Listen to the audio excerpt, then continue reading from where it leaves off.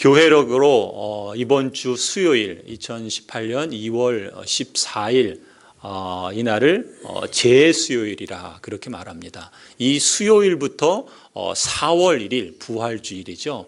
그 부활주일까지 주일을 뺀 40일 동안의 기간을 교회력에서는 사순절이다 이렇게 부릅니다. 이 사순절은 우리 그리스도인들에게 있어서는 특별히 늘 그래야 되겠지만 이 기간엔 더욱더 그리스도의 고난과 또 십자가의 죽으심과 예수 그리스도의 부활을 우리가 묵상하면서 우리의 영적인 훈련과 또 경건의 삶을 실천할 수 있는 그런 유익한 기간이라고 봅니다. 사실 1년 365일이 늘 그래야 되겠지요. 늘 그래야 하지만 우리가 특별히 우리의 삶을 조금 더 그리스도께 집중하고 하나님을 전적으로 의지하며 하나님 앞에 우리의 삶과 또 우리의 가정과 또 교회를 건실하게 재건하고 또 리빌딩하기 위해서 이번 2018년 사순절을 맞이하면서 우리는 우리의 삶과 가정과 또 교회를 위한 리빌딩의 기간으로 삼고 믿음의 도전을 실천합니다.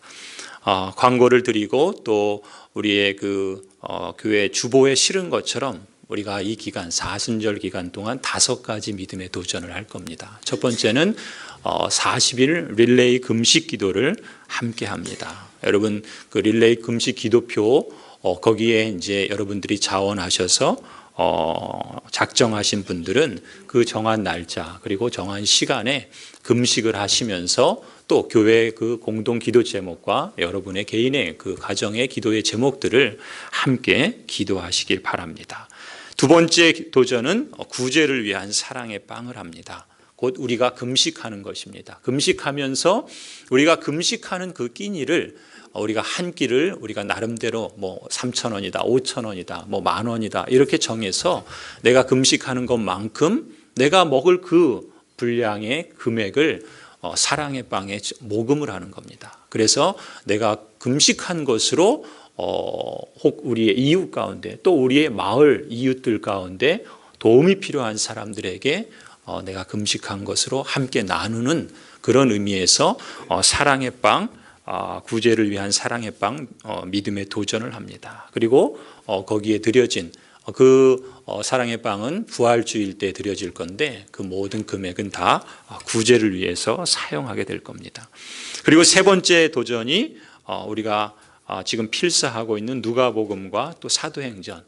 작년에는 우리가 마태복음을 묵상했는데 올해는 누가복음을 묵상합니다. 그래서 매주 누가복음 묵상집을 그 한 주간 분량 월요일부터 토요일까지 하루하루 묵상할 수 있는 내용을 정리해서 또 작은 소책자로 여러분에게 나눠드립니다. 여러분 뒤에 그것이 빛이 되어 있습니다. 작년에는 주보에 끼어서 모든 분들에게 드렸는데 올해는 여러분들이 개별적으로 그 빛이 되어 있는 것 가져가셔서 그 말씀을 따라 묵상하시면 되겠습니다. 여러분 스스로가 주체가 되어서 한번 시도해 보시라는 겁니다. 교회에서 하라니까 그냥 마지못해서 하는 것이 아니라 여러분 스스로 믿음의 도전을 한번 시도해 보셨으면 좋겠습니다. 네 번째 도전은 고양동 1% 캠페인 2.0입니다. 고양동 1% 캠페인은 우리가 작년에 시도해서 1.0이라 그랬죠. 고양동 1%라는 것은 고양동에 대략 한 3만 5천 정도의 주민들이 있다 그래요. 그래서 우리 교회가 고양동의 1%로 기도원의 300용사처럼 우리가 한 300여 명의 그러한 성도들을 또 하나님께서 세워주시고 또 그 교회 그 모임을 통해서 우리 교회를 통해서 이 고양동에 우리가 표방하는 것처럼 하나님 나라를 증거하는 마을교회라는 우리의 지향점처럼 우리가 마을교회로서 우리 지역사회에 유익을 주는 그리고 지역사회를 섬기는 그런 의미에서 캠페인을 벌이는 겁니다. 그래서 고양동 1% 캠페인 올해는 2.0이라 그래서 여러분 지난주에 나눠드리고 또 VIP 초청하는 거 작정하는 것 그 다음에 개인이나 가정이나 또 VIP를 위한 기도 제목 적는 것 또 종이가 또 뒤에 비치되어 있습니다. 여러분 그건 역시도 여러분들이 스스로 기록하시고 또 기록하신 분들은 제출을 해주시면 되겠습니다. 교육자들에게 주셔도 좋고 또 헌금함에 넣어주셔도 좋겠습니다. 곧 이것이 고향동 1% 캠페인 2.0 네 번째 도전이고요. 그리고 마지막 다섯 번째 도전은 믿음의 도전 감사일기 써보는 겁니다.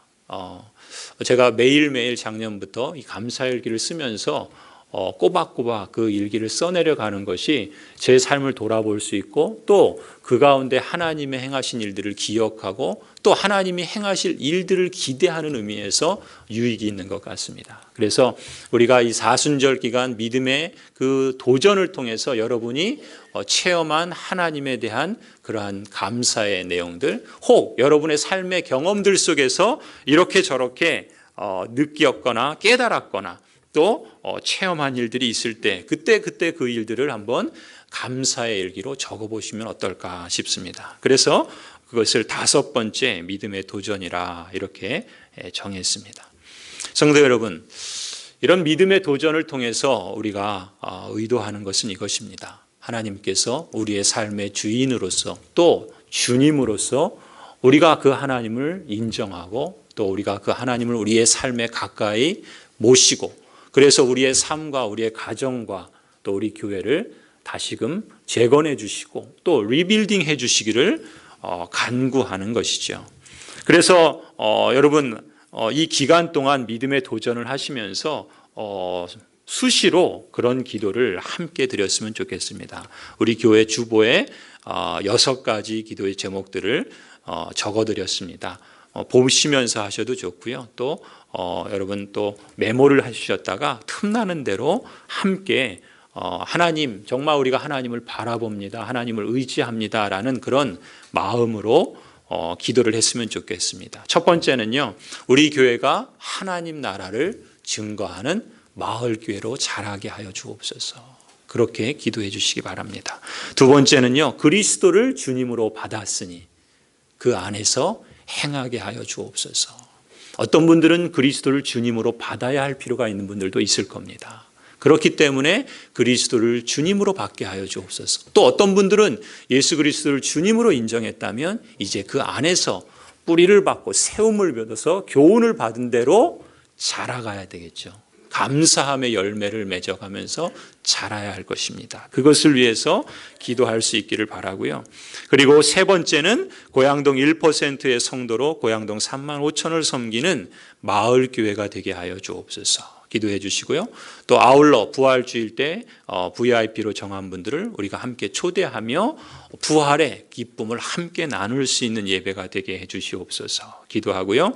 다섯 번째는 사순절 믿음의 도전을 통해서 우리가 금식을 하든 기도를 하든 또 구제를 하든 또 말씀 묵상을 하든 전도를 하든 그 모든 믿음의 도전들을 통해서 하나님을 신뢰하고 우리의 삶과 가정과 교회를 재건해 주시는 리빌딩 해 주시는 은혜가 있게 하여 주옵소서 기도했으면 좋겠습니다. 그리고 마지막 여섯 번째는 지난주 설교했던 것처럼 에스라가 기도한 것처럼 에스라가 뭐라고 기도합니까? 우리와 우리 어린 아이들 우리 다음 세대와 그리고 우리의 모든 소유를 위하여 평탄한 길을 주옵소서. 하나님께서 이 사순절 기간 동안 우리 자신과 우리의 가정과 다음 세대와 그리고 우리 모든 소유에 우리의 일터와 생업 가운데 하나님을 의지하고 하나님을 바라봅니다. 하나님께서 우리의 주인이 되어주시고 우리의 그 삶의 여정 가운데 평탄한 길을 주옵소서. 우리가 다 이렇게 함께 기도할 수 있기를 바랍니다. 이처럼 우리가 2018년에 사순절을 맞이해서 리빌딩을 위한 믿음의 도전을 시도하는 것은 참으로 의미 있고 그리고 복된 그러한 영적인 훈련이라고 저는 믿습니다. 그런데 이 믿음의 도전을 시작하면서 우리가 좋은 결실을 맺기 위해서 우리가 한 가지 반드시 기억해야 할 주님의 교훈을 오늘 말씀을 통해서 잠시 살펴보려고 합니다. 우리가 읽은 이 마태복음 6장은요. 예수님께서 산에서 많은 사람들에게 설교하셨던 산상수훈의 한 대목입니다. 예수님께서는 제자들에게 제자들이 살아가는 세상은 죄와 악이 가득한 세상이기 때문에 그 세상에서 하나님 나라에 속한 사람으로, 하나님 나라의 시민으로 사는 그 삶의 방식이 어떠한가라는 것을 이 설교를 통해서 가르쳐 주셨습니다. 그 중에 오늘 우리가 읽은 6장의 본문은 두 부분으로 예수님이 말씀하십니다. 첫 번째 18절까지 부분은 신앙생활에 대한 주제를 가지고 말씀을 하세요. 그래서 그 구체적인 모습으로 구제를 하고 기도를 하고 금식하는 것에 대해서 말씀을 하십니다. 그리고 19절부터 마지막 34절까지는 신앙생활과는 또 우리의 중요한 삶의 영역인 생활, 우리의 일상적인 삶에서 생활 신앙을 살아가는 것에 대해서 말씀하고 있습니다. 그러니까 예수님은 이 6장에서 우리의 삶의 전 영역, 곧 신앙생활과 또 우리의 일상적인 생활신앙에 대한 두 교훈을 가르치고 있는 것입니다. 그런데 오늘 우리가 읽은 본문은 그 앞부분이죠. 곧 신앙생활에 대한 주님의 교훈을 다루고 있는 본문입니다. 그리고 그 신앙생활의 구체적인 실천으로 세 가지를 얘기하죠. 구제를 할 때, 또 기도를 할 때, 그리고 금식을 할 때. 사실 우리가 사순절을 통해서 하고자 하는 것이 바로 이런 것 아닙니까? 구제를 하고 금식을 하고 기도를 실천합니다. 믿음의 도전을 하는데 바로 예수님께서 제자들에게 이 세상에서 죄 많은 세상 가운데 그러나 하나님 나라에 속한 시민으로 어떤 방식으로 살아가야 되는가, 그 신앙생활을 할 때 우리가 무엇에 초점을 두어야 하는가라는 것을 예수님께서 여기서 말씀하셨다는 것입니다. 먼저 우리가 이해할 것은요, 이 예수님의 이 설교를 들을 때 이 당시의 유대인들은요, 이 구제와 기도와 금식이라고 하는 이 세 가지 신앙 실천을 하나님의 언약 백성이 추구해야 할 가장 위대한 세 가지 경건이다, 이렇게 이해를 하고 있었습니다. 말하자면 신앙인으로서 높은 경지의 경건에 이르고 또 하나님이 보실 때 종교적인 의에 도달하기 위해서는 바로 이러한 세 가지 실천을 행하는 것으로 이해했던 것입니다. 이 점에서 보면 오늘 우리에게도 마찬가지라고 볼 수 있죠. 우리가 금식을 하고 기도를 하고 구제를 하는 것은 우리가 보다 높은 경지의 경건과 또 종교적인 의에 도달하기 위한 중요한 방편이다, 그렇게 볼 수가 있습니다. 여러분 그렇지 않습니까? 구제하는 성도, 또 기도하는 성도, 또 금식하는 성도, 그런 성도야말로 종교적이고 경건한 사람 아니겠습니까? 그런데 예수님이 이것을 말씀하시면서 하고자 하시는 것은요, 이렇게 가장 종교적이고 이렇게 가장 경건한 신앙 행위를 하면서도 죄라고 하는 이 영적인 힘은 이렇게 가장 종교적이고 가장 그 경건한 신앙 행위를 통해서도 우리에게 역사할 수 있다라는 것을 예수님이 말씀하는 겁니다. 무슨 의미인가? 죄라고 하는 이 힘은요, 우리 안에서 우리가 성령을 따라서 행하려고 하기보다는 세상적이고 인간적인 욕망을 추구하도록 끊임없이 유혹하는데, 그것이 우리가 세상적인 세상에서의 죄의 행위를 할 때뿐만 아니라 우리가 종교적인 행위, 가장 거룩하고 영적이라는 그런 행위를 할 때에도 죄는 우리 안에서 역사할 수 있다는 것입니다. 어떤 방식으로 역사하는가? 오늘 예수님은 이러한 죄의 성향을 가리켜서 한마디로 외식, 이렇게 말합니다. 외식. 외식이 뭡니까? 이것을 우리가 함께 살펴보려고 하는데, 여러분 이 신약 성경을 보면서 사실 전 놀라운 것이, 여러분 예수님이 누구십니까? 사랑의 주님이죠. 모든 사람을 위해서 이 세상을 사랑하시기 때문에 자신의 목숨을 내어주면서까지 사랑하시는 주님이십니다. 그런 사랑의 주님이신 예수님께서 사람 중에 싫어하셨던 사람이 있다 그래요. 예수님마저도 싫어했던 그러한 사람이 있다 그럽니다. 어떤 사람입니까? 그렇죠. 외식하는 사람입니다. 오늘 본문에서 예수님이 싫어하는 그 사람을 바로 외식하는 자라 그렇게 부르고 있습니다. 예수님께서 이렇게 외식을 심각하게 여기셨다면, 그렇다면 우리가 이 외식이 무엇인지부터 먼저 짚어볼 필요가 있겠죠. 우리 표준 국어 대사전에 보면은요, 외식을 두 가지로 정의합니다. 첫 번째는 외식은 거칠애다. 그리고 두 번째는 외식이란 바깥쪽을 장식하는 것이다. 아니라 그 밖을 장식하는 것이 외식이다. 이렇게 정의를 합니다.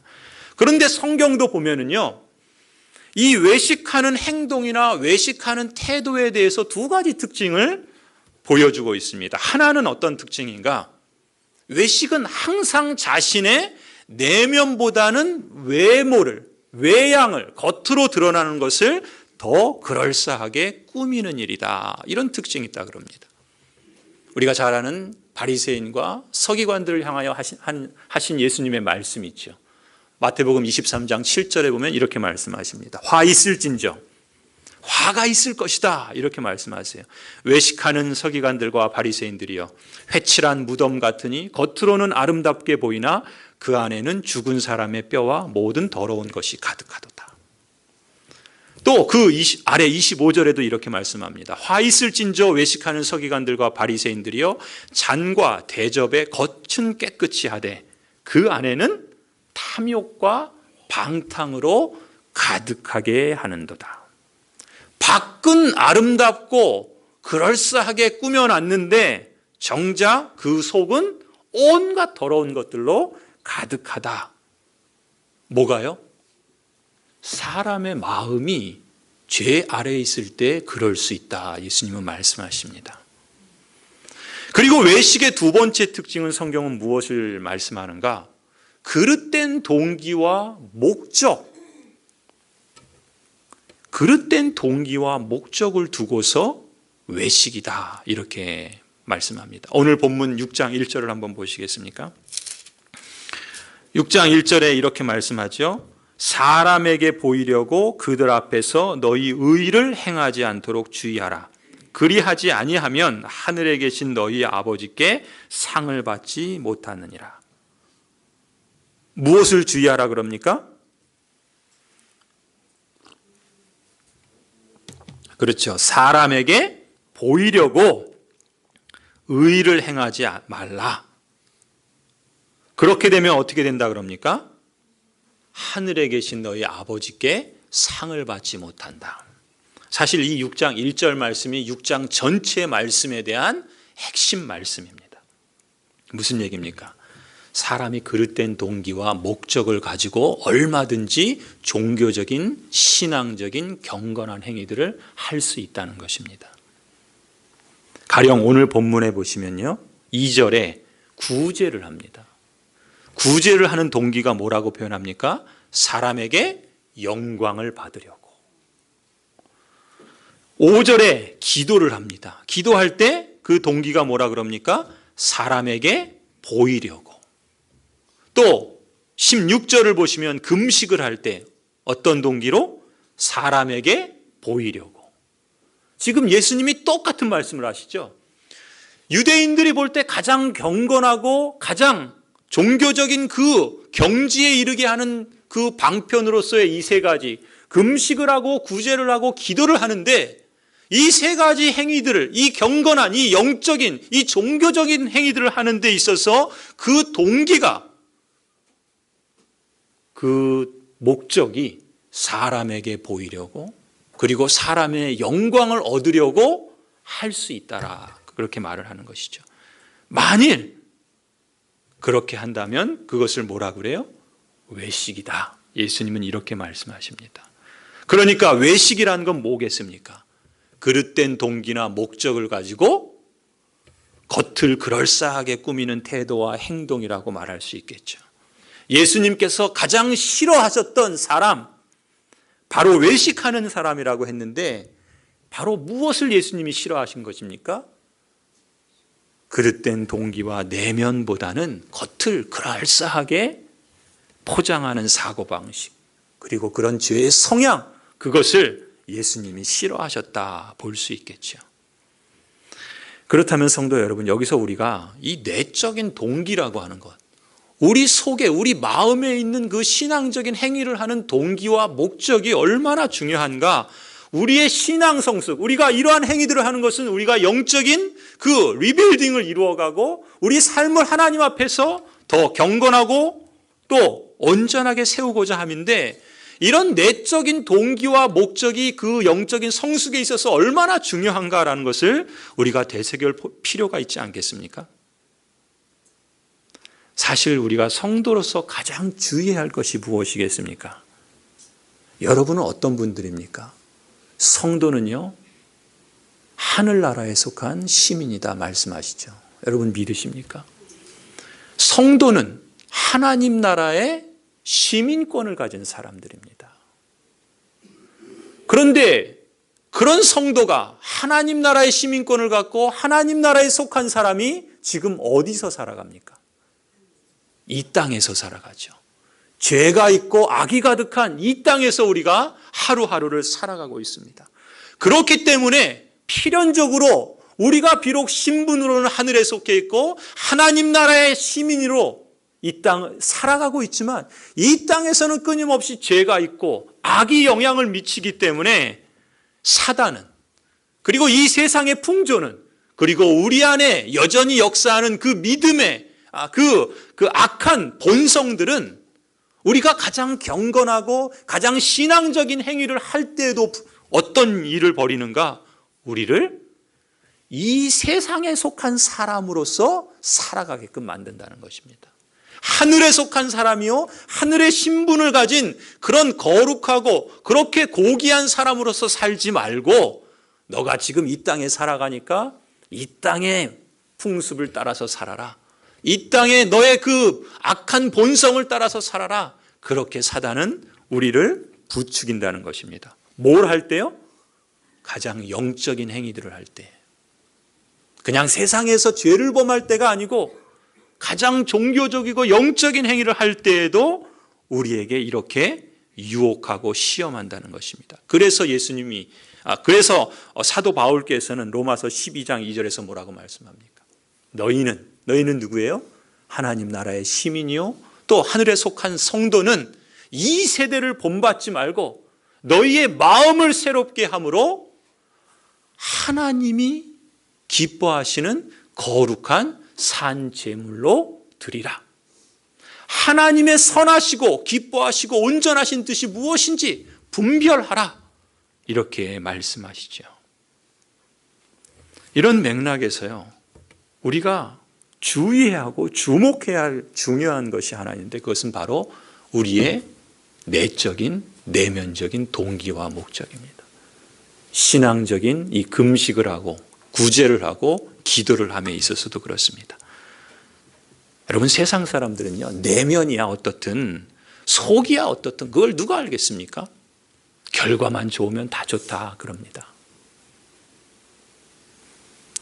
하나님이야, 하나님의 뜻이야, 그게 뭐든 내게 좋으면 다 좋은 것 아니냐. 내가 잘 되고 내가 평안하면 하나님의 뜻이든 말든 다 좋은 거 아니냐. 그렇게 말을 합니다. 가령 기도하는 것, 여러분 영적이고 좋은 것이죠. 그런데 기도도요, 하나님의 뜻과는 무관하게 그저 사람들에게 야, 저 사람은 기도를 잘한다, 그런 영적인 사람이라는 칭찬을 받고자 한다면 그게 과연 의미가 있겠느냐? 예수님께서 그것을 기쁘게 보시겠느냐? 그 동기와 목적이 세상적이든 아니든 그냥 내가 원하는 것을 받아서 세상에서 잘되고 성공하면 그게 하나님께 영광이라고 말할 수 있는 것이지, 여러분 만일 이렇게 말한다면 과연 그것이 예수님 보시기에 합당하겠느냐 하는 것입니다. 도리어 예수님은 이 바리새인들 서기관들을 향하여 외식하는 자라고 회칠한 무덤이라고 그렇게 호되게 책망하신 것처럼, 이러한 사고방식과 이런 동기를 가지고 종교적인 행위를 한다면, 그것이 아무리 거룩하고 아무리 신앙적인 그런 금식과 구제나 기도라 할지라도 그런 사람을 두고서는 예수님께서 현대판 바리새인이라고 꾸중하지 않으시겠습니까? 기도만 그렇습니까? 금식도 그렇죠. 또 구제도 마찬가지입니다. 아니, 교회에서 봉사하는 것도 그렇고요. 더 나아가서 교회를 섬기는 것도, 모든 종교적인 행위나 어떤 신앙적인 실천이든지 그 내적인 동기나 그 목적이 하나님의 뜻과는 상관없이 오늘 예수님 말씀하시는 것처럼 사람에게 보이려고, 사람의 칭찬과 영광을 받으려고 한다면 결과가 아무리 좋아도, 사람들의 칭송과 칭찬을 받아도 과연 그것이 좋은 것이겠느냐? 주님께서는 우리의 동기와 우리의 목적을 점검해 보라, 그렇게 말씀하시는 겁니다. 예수님께서 이 말씀을 하셨을 때 사실 안타깝게도 이 말씀을 들었던 많은 사람들, 또 특히 성경에 나오는 바리새인들은요, 이 구제와 기도와 금식을 그들의 경건과 종교적인 의의를 이루는 가장 중요한 방법이라고 여기긴 했지만 정작 그 신앙적인 행위를 통해서 그 행위가 갖고 있는 근본 정신은 잃어버렸습니다. 여러분, 구제의 근본 정신이 뭐겠습니까? 구제는 이런 것이죠. 다른 사람과의 관계에서 나눔으로 자기의 소유를 포기하는 것입니다. 그것이 구제에 담긴 근본 정신입니다. 내 것을 포기함으로 그것을 다른 사람과 나눔으로써 다른 사람과의 관계를 조화롭게 세워가는 것이죠. 기도는 무엇입니까? 기도는 하나님과의 관계에서 하나님의 뜻을 앞세우며 자기의 뜻을 포기하는 것입니다. 금식은 무엇입니까? 자기 자신과의 관계에서 하나님의 힘을 의존하기에 자기 욕망의 힘을 포기하는 것이 금식입니다. 구제와 기도와 금식, 이 모든 종교적인 행위들이 공통적으로 갖고 있는 기본 정신이 뭡니까? 자기 포기입니다. 자기 포기. 자기 포기가 근본 정신이에요. 자신의 소유, 자신의 뜻, 또 자신의 욕망을 하나님 앞에 낮추고 포기함으로써 하나님을 인정하고 그것으로써 하나님과의 관계와 다른 사람과의 관계와 자신과의 관계를 바르게 세우는 것이, 그것이 이 세 가지 종교적 실천들의 근본 정신입니다. 이게 리빌딩이고 이것이 영적 성숙이고 성장인 것이죠. 그런데 구제하고 기도하고 금식하는 이런 귀한 신앙적 실천을 하는데 사람에게 영광을 구하는 것이, 그렇게 본다면 얼마나 참 초라한 것입니까?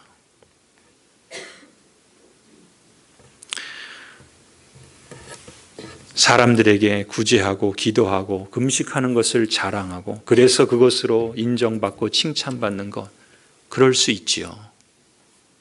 그러나 그것이 우리의 내적인 동기요 목적이라고 한다면 그 심령의 내면에는 여전히 자신이 주인인 셈이죠. 하나님을 주인으로 인정하지 않는 것입니다. 이 세상의 영광이 목적인 것이죠. 그런 마음이 은연중에 담겨 있는 것입니다. 성도 여러분, 하늘에 속한 사람입니다.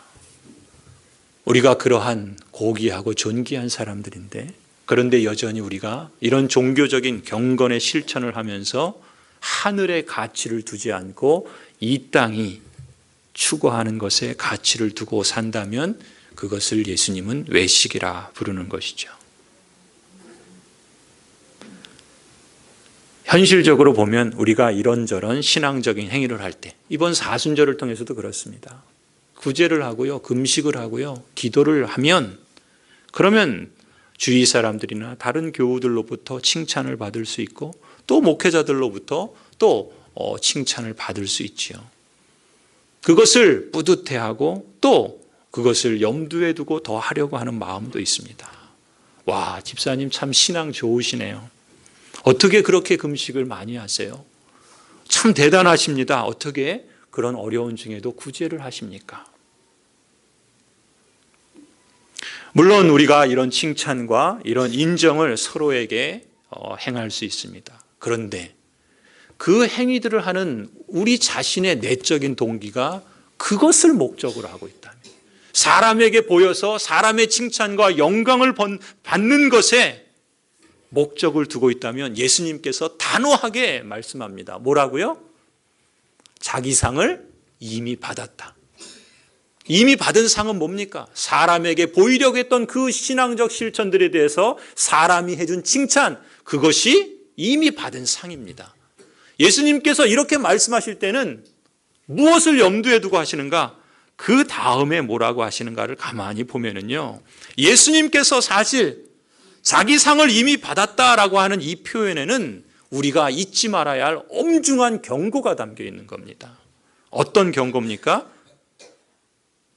마치 하나님께 받을 상은 더 이상 없다, 이렇게 말씀하고 있는 겁니다.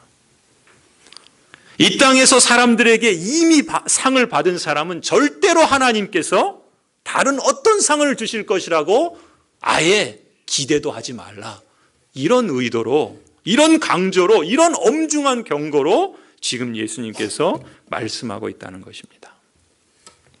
성도 여러분, 이번 주간 우리는 사순절을 보내면서 우리의 삶과 가정과 또 교회의 리빌딩을, 재건을 위해서 믿음의 도전을 실천하고자 합니다. 이런 실천을 시작하려고 하는데, 이런 신앙적 실천과 관련해서 우리가 주의해야 할 주님의 교훈을 살펴보았습니다.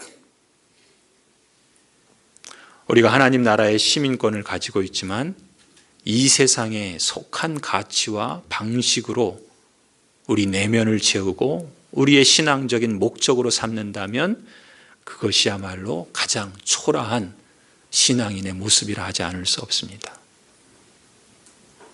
무엇보다 우리는 사람에게 보이려 하기보다 은밀한 중에 보시는 하나님 앞에서 살아야 하겠습니다. 이 산상설교를 묵상하면서 제 마음속에 반복해서 떠오르는 말이 있었습니다. 그것은 바로 이런 표현입니다. 사람에게 은밀한 것이 하나님 앞에 위대한 것이다. 사람에게 은밀한 것이 하나님 앞에 위대한 것이다. 생색내는 것이 오히려 하늘의 복을 차버리는 것입니다. 성도 여러분, 우리가 이 내면적인 동기와 목적의 중요성을 강조하다 보니까 혹시 이번 주간 정작 우리가 금식을 하고 기도를 하고 구제를 실천하기로 이제 그 첫 발을 내딛는데 혹 이런 실천 자체를 너무 부정적으로 오해하지 말기를 권해드립니다. 제가 여러분에게 오히려 강조하고 싶은 것은 이것입니다. 예수님께서 이렇게 엄중하게 말씀하시고 나서 이어서 3번에 걸쳐서 반복하시는 말씀이 있습니다. 여러분 그 말씀을 더 주목해 보시길 바랍니다. 뭐라고 말씀하십니까? 4절을 한번 보실까요? 예수님께서 사람에게 영광을 받으려고 구제하지 말라라고 말씀하시고 나서는 4절에서 뭐라고 말씀합니까? 우리 같이 한번 읽어볼까요? 4절을 읽습니다. 시작. 내 구제함을 은밀하게 하라. 은밀한 중에 보시는 너희 아버지께서 갚으시리라. 아멘. 여러분 6절도 한번 보시기 바랍니다. 기도할 때 사람에게 보이려고 하지 말라 이렇게 하시면서 6절에 또 뭐라고 말씀하십니까? 같이 한번 읽겠습니다. 시작. 너는 기도할 때 내 골방에 들어가 문을 닫고 은밀한 중에 계신 내 아버지께 기도하라. 은밀한 중에 보시는 내 아버지께서 갚으시리라. 아멘. 끝으로 18절도 한번 보시겠습니다. 금식할 때 외식하는 사람처럼 사람에게 보이려고 하지 마라. 그렇게 하시고 나선 18절 우리 같이 함께 읽습니다. 시작. 이는 금식하는 자로 사람에게 보이지 않고 오직 은밀한 중에 계신 내 아버지께 보이게 하려 함이라. 은밀한 중에 보시는 내 아버지께서 갚으시리라. 아멘. 여러분, 예수님께서 반복해서 강조하시는 말씀이 무엇입니까? 은밀한 중에 보시는 내 아버지께서 갚으신다라고 하시는 말씀입니다. 이 말씀을 통해 주시는 예수님의 약속은 선명한 것입니다. 사람의 영광을 구하지 말라. 그것이 그 칭송을 받고 그 영광을 받을 때는 사람을 뿌듯하게 하고 멋있어 보이지만 그것이 실제로 얼마나 초라하고 아무것도 아니냐? 정작 우리가 집중해야 할 것은 무엇이냐? 은밀한 중에 보시는 내 아버지께서 갚으신다라고 하는 이 사실이죠. 무슨 얘기입니까? 하나님께서는요, 우리가 구제하고 금식하고 기도할 때 사람이 인정해 주든 인정하지 않든 그것과 무관하게 미래의 어느 시점에 하나님께서 주체가 되어서 반드시 여러분의 구제 행위에 대해서, 여러분의 금식 행위에 대해서, 여러분의 기도 행위에 대해서 합당한 보상을 하신다라는 약속인 겁니다. 여러분, 이 사실을 기억하시기 바랍니다. 우리가 구제를 하고 기도를 하고 금식하는 것, 그 보상이 있다는 것입니다. 보상을 구하는 신앙이 거짓된 신앙이 아니에요. 거짓된 보상을 사람에게서 구하는 것이 잘못된 것이지, 예수님은 말씀하십니다. 하나님께서 보상하신다는 것이죠. 그 하나님의 보상을 기억하면서 진정한 보상은 사람에게 있는 것이 아니라 하나님에게 있다라는 것을 강조하시는 것입니다. 그런 점에서 사람의 칭찬과 사람에게서 받는 영광, 이 세상이 가치가 있다고 여기는 그런 것들에 우리 마음을 빼앗겨서는 안 되겠습니다. 우리가 구해야 할 보상은 사람에게 받는 인정이나 칭송이 아니라 바로 살아계신 하나님, 전능하신 하나님, 우리의 왕이신 하나님께로부터 받는 보상입니다. 여러분, 이제 이 예배당 문을 열고서 이 세상에 나가실 때 여러분이 내딛는 하루하루의 그 삶 속에서 이러한 믿음의 도전을 실천하시기 바랍니다. 기도하시고 금식하시고 또 구제하시기 바랍니다.